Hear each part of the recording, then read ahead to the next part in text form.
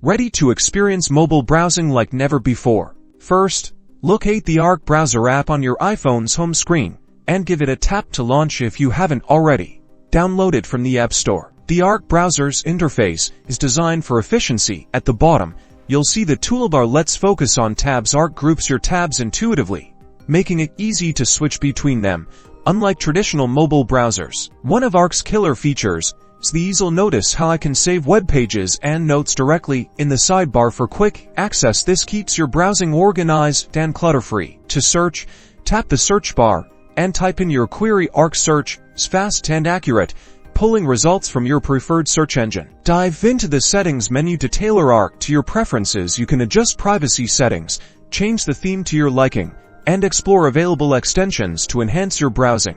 Arc also supports intuitive gesture control. Swipe left or right to quickly navigate between tabs, making browsing even faster.